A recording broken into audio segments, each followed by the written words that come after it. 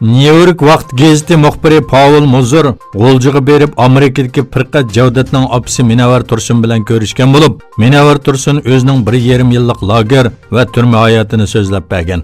Paul Mozur e'lon qilgan un hujjatida Münevver xonimning hayoti mundaq bayon qilingan. Doirlar Münevver Tursunni avval zavoddan o'zgartirilgan kichik tipdagi bir lagerga qamagan. Orqadan intayin qisqa-qistan va tamoqi intayin nachar bo'lgan cho'ng lagerga yo'tkigan. Faqat Amerika Tashqi ishlar ministrligi Pompeo bilan ko'rishib, Uyg'urlarning dardini anglatgandan keyin uni qamoqxonaga yo'tkab qattiq so'roq qilgan va kerakli to'g'rilardan uzib tashlagan. Natijada Münevverning yuzi paralish bo'lib, so'zlayolmas bo'lib qolgan. Xitoy doiralari 3 oydan keyin uni qaytadan lagerga tashlab, majburiy emgakka solgan. U yerda oqpaldoqni qoplarga qochilash va kiyim tikish degandek ishlarni qilgan. Muxbir uning hozirgi ahvoli haqida mundaq deydi. Hozir o sungan umurtqisi sababidan uydan chiqolmay yotmoqda. Uningdan sirt yana yuqori qon besim, og'ir darajadagi ansizlik kasallik giribdor bo'lgan.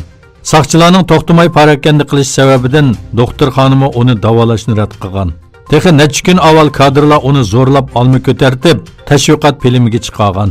Xitoy doiralari meni bayqab qolgandan keyin, agar bu ziyorat uni e'lon qilinsa, uni o'ltirib yetilganligini deb tahdid solgan. Tahdidga uchirsimi, doktorxonadan haydab chiqarilsimi, zo'rlab hukumat tashviqot filmiga chiqarilsimi, Firqat va opsi yanada bu ziyoratni e'lon qilishni qaror qildi.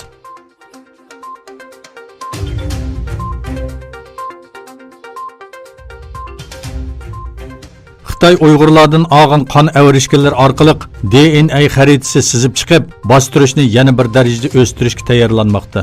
Bu texnika orqali yig'ilish lagerlariga qamalgan Uyg'urlardan majburiy elingan qon avrishganlar orqali ularning DNA uchurlari qo'lga tushirilgan. Uyg'ur faoliyatchisi va muxbir Toyir Emin apandi Xitoyning oxirgi maqsadining Uyg'ur kimligini butunlay yo'qotish ekanligini aytdi. U Bejinda o'tkaziladigan Olimpik musobaqasini boykot qilish kerakligini ta'kidladi. Türkiye Yeni Şafaq gazetining ziyoratini qabul qilgan Toyir Emin DNA uchuri to'plashning Xitoyning Uyg'urlarga qaratgan irqiy qirg'inchilik siyosatidan faqat biri ekanligini aytdi.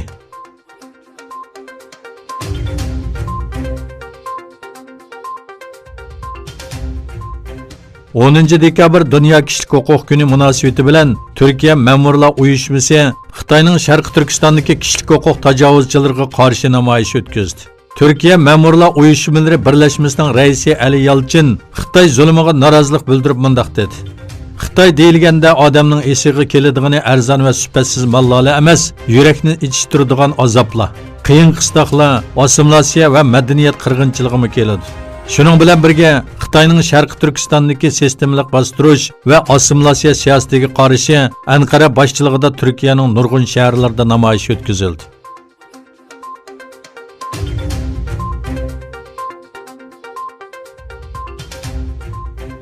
Oqsaray demokratchilarning Amerika prezidenti Donald Trumpga qaratgan vazifasidan tashlash tekshirish haqida vazifasidan qalaymaqon foydalanish va majlisning ishlariga to'sqinlik qilish ayblashlariga asosan e'lon qilingan bayonotiga norozilik bildirdi. Oqsaray bayonotchisi Gersham Avom palatasi Adliya komiteti boshlig'i Nalder va Avom palata raisi Pelosining bayonotlariga qarshi bir yozma bayonot e'lon qildi. O demokratchilarning Trumpning vazifasidan tashlash jihatda qarori keskin, chunki saylamda uni yengolmaydiganligini biladi dedi.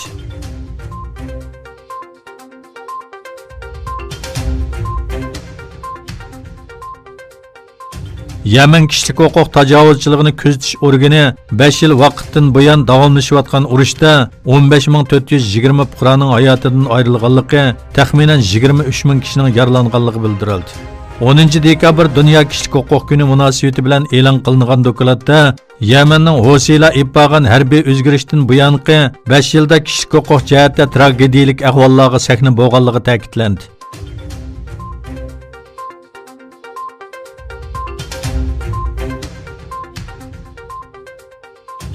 O'tgan hafta İstanbul Küçükçekme rayonluq majlisining kun tartibida Sharq Turkistonlik muhojirlarning qiyinchiligi va Xitoy zulmi bor edi. Bu masalani majlisda o'tirg'i qo'ygan Millatchi harakat partiyasidan bo'lgan majlis a'zosi Mustafa Ishik Sharq Turkiston xalqining vaziyati, Xitoyning qirg'inchilik va assimilyatsiya siyosati haqida to'xtalish bilan birga Sharq Turkistonlik muhojirlar duch kelgan qiyinchiliklarni tilga olib o'tdi. U Uyg'urlarning an'ana, til va diniy e'tiqodiga asosan xotirjam yashayolishi uchun birlik va ittifoqlikning muhimligini ta'kidladi.